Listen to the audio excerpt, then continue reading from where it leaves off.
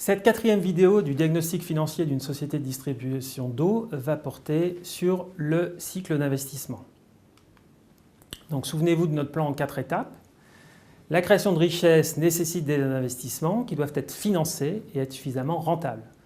Nous allons donc maintenant procéder à l'analyse du cycle d'investissement. Donc ce cycle d'investissement, c'est le deuxième cycle en bleu foncé sur notre décomposition des cycles dans l'entreprise. De quoi s'agit-il ? Eh bien, le cycle d'investissement, c'est le cycle par lequel l'entreprise qui investit pour produire de l'eau ou rendre des services d'assainissement. Et donc, ces investissements portent sur les barrages, les forages, les bâtiments, le réseau, les compteurs, les véhicules de service, le système informatique. Il y a une multitude de types d'investissements possibles. Et donc, si on résume ce cycle d'investissement, on a une phase d'acquisition des immobilisations, on a une phase d'amortissement et enfin on a une phase de cession ou de déclassement. Alors si on reprend notre bilan économique, souvenez-vous, nous avions les actifs immobilisés à l'actif et donc c'est là que nous allons retrouver nos investissements. En haut, à gauche, dans mon bilan. Ces actifs immobilisés rentrent dans le calcul du fonds de roulement. Donc le fonds de roulement qui se définit comme l'excédent des capitaux permanents sur les immobilisations nettes. Donc les actifs immobilisés viennent en déduction des ressources propres et des emprunts pour arriver au fonds de roulement. Alors comment évalue-t-on la politique d'investissement ? Eh bien en fait on a deux critères, deux indicateurs principaux. On a un ratio qui va être calculé de la façon suivante, ce sont les amortissements cumulés sur les immobilisations amortissables multipliés par 100. Donc ça indique le taux de vétusté des immobilisations. En général, ce coefficient doit être inférieur à 75%. Le deuxième indicateur, ce sont les investissements nets divisés par les dotations aux amortissements. C'est ce qu'on appelle l'intensité de l'investissement. On sera plutôt en phase de renouvellement si cet indicateur est inférieur à 1, et plutôt en phase de croissance si cet indicateur est supérieur à 1. Donc voilà les deux indicateurs principaux que nous allons pouvoir utiliser pour qualifier la politique d'investissement de l'entreprise. Cet investissement, on le retrouve dans notre tableau des flux de trésorerie. Là, vous le voyez, sur la ligne investissement total. Donc, on le décompose entre l'acquisition-cession d'immobilisation incorporelle, l'acquisition-cession d'immobilisation corporelle et l'acquisition-cession d'immobilisation financière. Dans le secteur de l'eau, on sera plutôt sur la ligne acquisition-cession d'immobilisation corporelle. Ce cycle d'investissement, évidemment, ça consomme de la trésorerie, ça consomme des ressources. Alors, qu'entend-on par investissement ? Il y a plusieurs façons de mesurer l'investissement. La première façon, ça va être de diviser les immobilisations telles qu'elles figurent dans le bilan de l'année N par les immobilisations de l'année N-1. Et c'est ce qu'on appelle la variation des immobilisations nettes.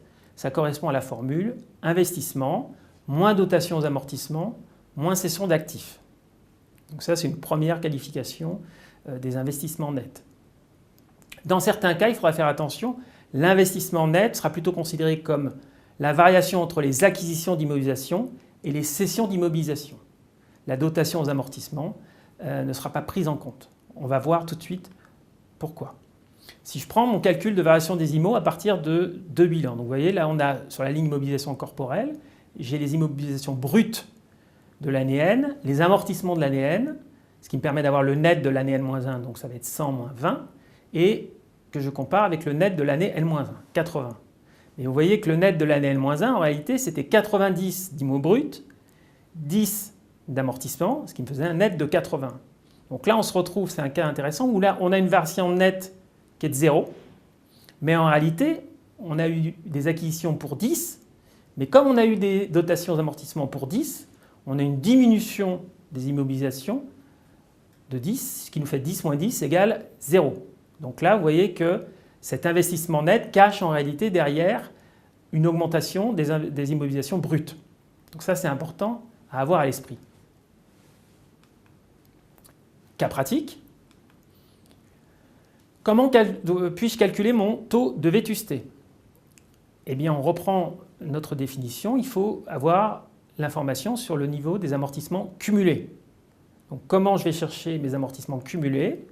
Eh bien là, je prends ma colonne dans mon bilan actif, je prends ma colonne amortissement et provisions et je fais la somme. En l'occurrence, ça me fait 36 milliards 065. J'ai déduit les 36 millions d'immobilisations financières qui ne rentrent pas en compte dans le calcul du taux de vétusté. Donc j'ai besoin également de connaître le montant de mes immobilisations amortissables. Là encore, je les ai dans mon bilan, mais cette fois-là, ce sont les immobilisations brutes. Je fais la somme, 60 978 milliards.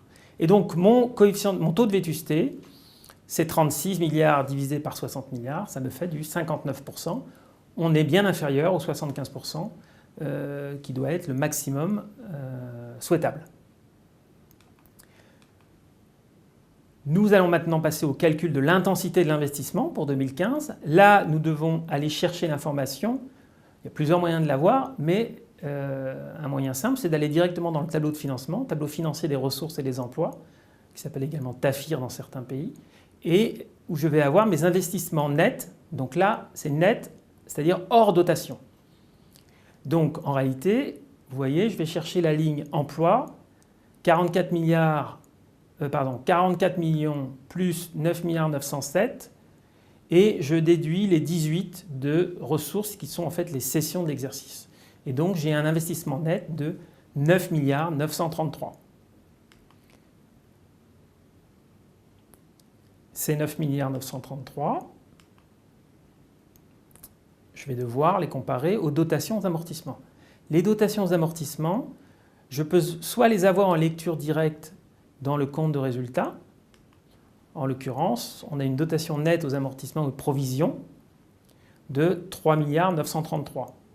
Donc là, il se trouve que les provisions étaient peu élevées, donc on va faire une espèce de raccourci en disant que sur cette ligne, c'est essentiellement les dotations aux amortissements, ce qui était le cas. Et donc le coefficient d'intensité de l'investissement, ça va être 9 milliards 933 divisé par ces 3 milliards 933, on a 2,5. Et donc on a un coefficient qui est largement supérieur à 1. On peut qualifier la politique d'investissement de dynamique.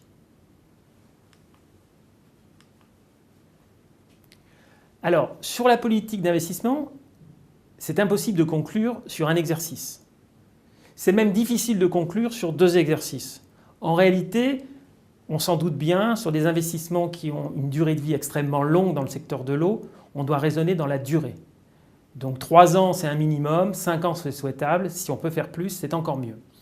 Là, on a fait un petit calcul sur 2 années où on constate que le taux de vétusté a varié de 6 points entre 2014 et 2015 et que l'intensité d'investissement est en forte augmentation. Donc qu'est-ce qu'on peut dire? On peut dire qu'on a un outil de production relativement récent. On peut dire qu'on a une politique d'investissement dynamique. Et effectivement, on a une extension de capacité, ce qui corrobore bien ce qu'on peut trouver dans les états financiers, dans le rapport de gestion du conseil d'administration. Et donc, cette analyse, comme je vous l'ai dit, doit être affinée sur plusieurs exercices, parce qu'il n'y a que comme ça qu'on peut jauger de la politique d'investissement, en particulier dans le secteur de l'eau. Je vous remercie.